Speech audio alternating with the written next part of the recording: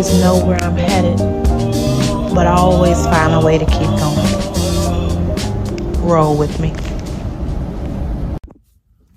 Peace, everyone. Welcome to my YouTube channel. My name's Olivia, and today I want to talk to you about something that has been on my spirit to kind of share, and I hope that it helps someone maybe struggling with the same thing, or I hope it resonates with everyone. So I want to talk to you about the importance of making room for what you want. And I'm not just talking about physical room, but also emotional, mental, just making room for what you want. I feel like a lot of times we pray and ask God to send us things.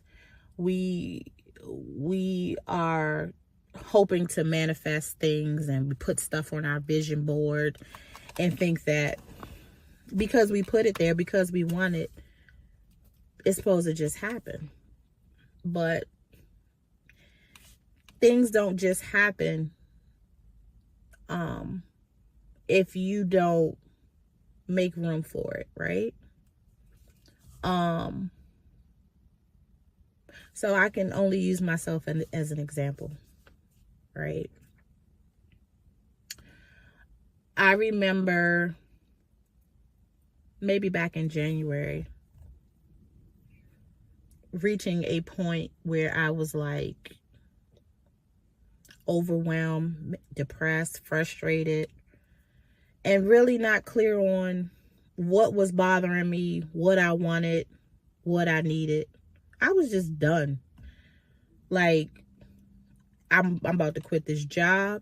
I'm about to email my clients and tell them I'm closing my business. I'm about to see if Sade can go live with her dad and her brothers. And I figure out, how to continue to be a mom for Journey. My oldest daughter had already moved to, she's 19 and planning. She was in college, maybe thinking about moving. Like, it was just so many different things. I had to accept that she was an adult and capable of making her own decisions, right? So I'm like, okay, well, I don't have to be responsible for her. I know I got to take care of Journey, and Sade can live with her dad and brothers, right? Like, that's how I felt. I'm like, I just want out. I just want freedom from feeling just stuck and overwhelmed and frustrated. And I remember pulling out a piece of paper and pen, locking my bedroom door, and I probably had some music playing, maybe Sir or Chris Brown, somebody playing. Probably had my incense burning. And I remember writing on paper, I said, God, I've had enough. I don't want to feel these feelings anymore. Help me. I want to feel alive again. I want to feel joy. I want to feel peace. And I want to love being in my home. I want to love being in my environment. I want to love being in my skin. Like, help me, because I don't know. I give up, right?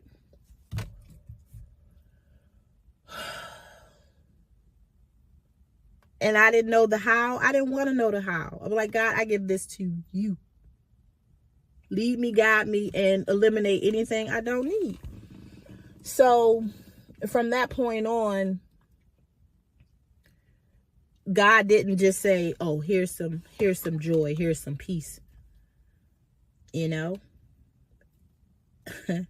but it was just little nudges like, hey, get up and clear out your desk. Start throwing away stuff. You don't need all those papers, those old markers, you know, those little pieces of paper you write random notes on. Throw that away. Throw that old mail away. You don't need that. I'm like, okay, I'm just cleaning my desk. Get rid of them old clothes. Okay. Okay. Hey, that piece of furniture is broken. Get rid of that. Okay. Cool. I'll do that. And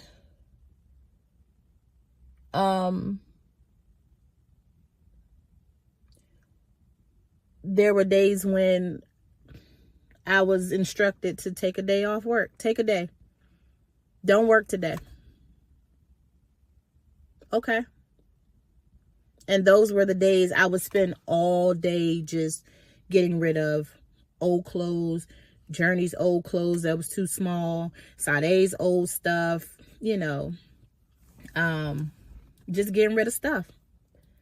And so these little nudges went on for a while, and I didn't think nothing of it. I was just like, this is just what I feel led to do. This is what God put on my spirit to do. So in June, my boys came to visit from Georgia, and they were with me the whole month of June. And the plan was for Sade to go to Georgia for July. So I'm like, cool. Sade and I had already talked about whether or not she was going to start and finish high school in Virginia, or if she wanted to go to Georgia, you know, because it was an option. So she said, well, Mom, I want to stay in Virginia. I said, cool. So the thought of moving to Georgia was out my mind. So I said, let me spend some time figuring out how to enjoy my home more. I'm like, I work hard. The rent is what it is. How can I love my home more? So I'm trying to, I'm just trying to manifest, and I'm trying to feel that energy I wrote on paper, you know? I'm trying to do it, right? So during this time, I'm feeling a lot better. I have more energy. I'm enjoying my kids. But it's like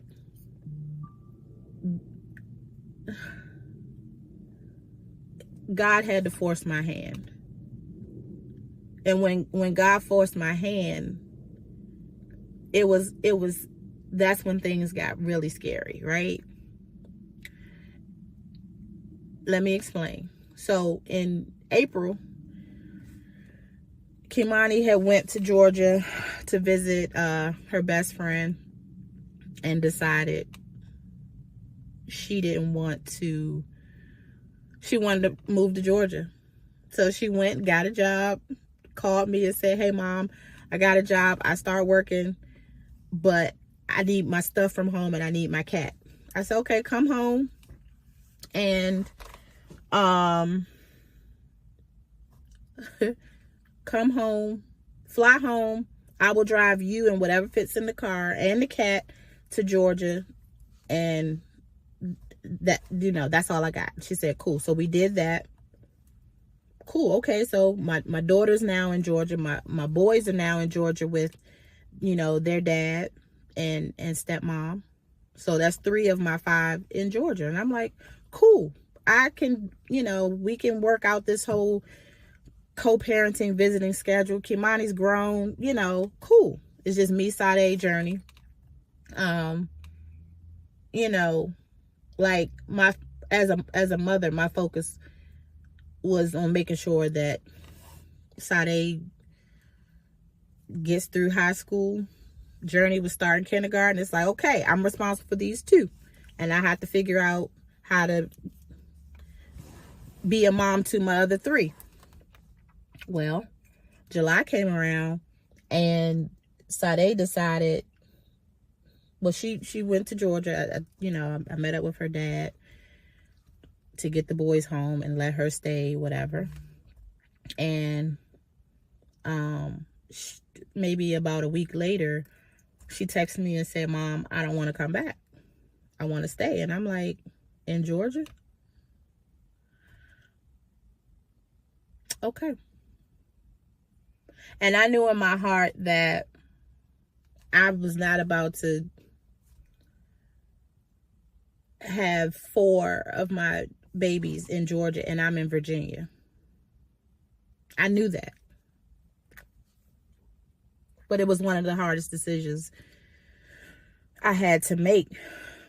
And I literally had to pray and say, okay, God, help me with this, because I know the desires of my heart, but I'm freaking terrified. So I made the decision. I'm moving to Georgia. And I had a discussion with my partner at the time. And, you know, I won't go into great detail, but ultimately, I decided to move to Georgia with just me and Journey.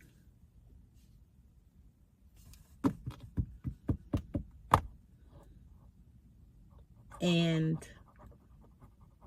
I was terrified, right? But I felt so much peace in my spirit about it. And so in order to make room for that decision, I had to part ways with not only a relationship, but I didn't bring any furniture. I just bought what fit in the car, my clothes and Journey.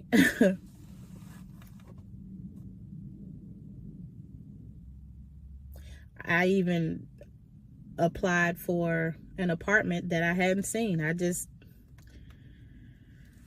Anyway, got approved for the apartment, moved in with no furniture. And everything from that point on has been a faith walk and a matter of asking God for what I want and being open to not only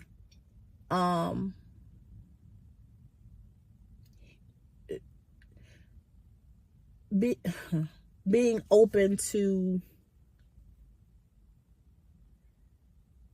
whatever came with that, you know what I mean? Like being open to taking whatever actions I needed to take. So if that's having an uncomfortable conversation, if that means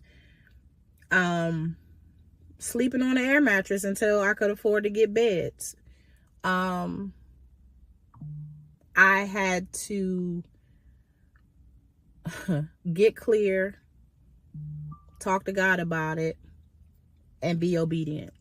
And every time it's been, there's some action I had to take on my part, right? It's like I couldn't ask God for support with, you know, like I was scared. It's like it's just me and my girls in this apartment. You know, like, you know, I had some car issues. I've had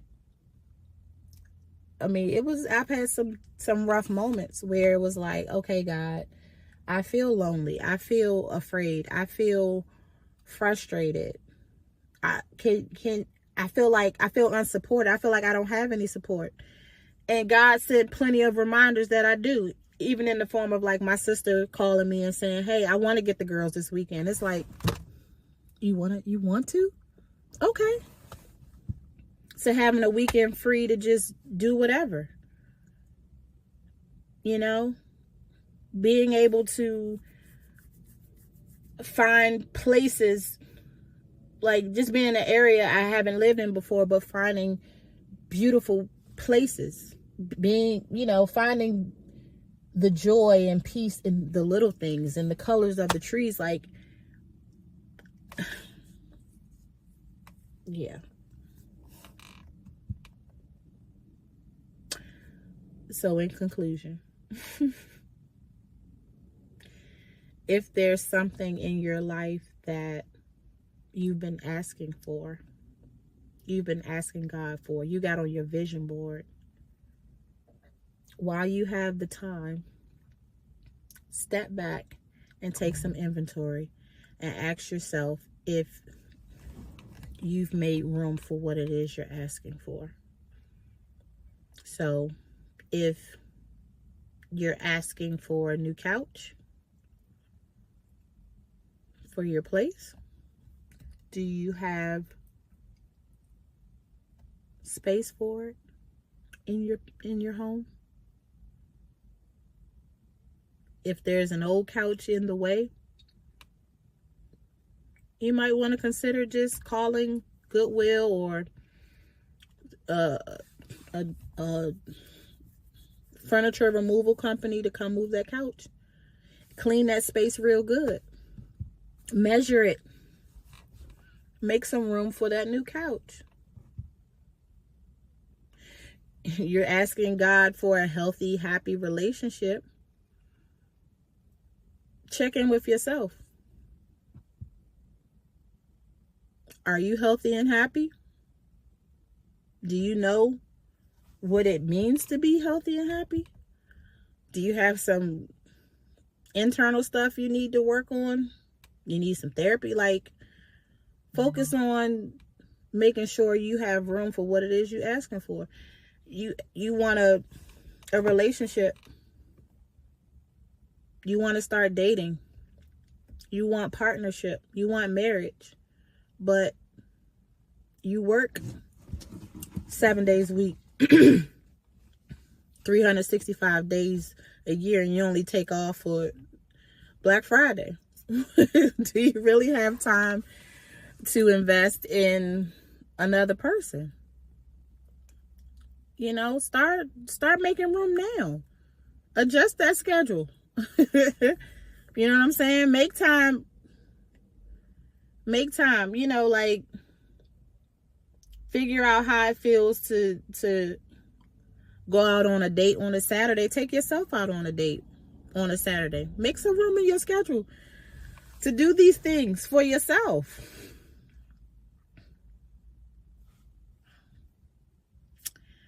I think that I've talked enough. If there's something that you're trying to manifest and it just ain't coming, take the time to make sure you're making room. That's all I got.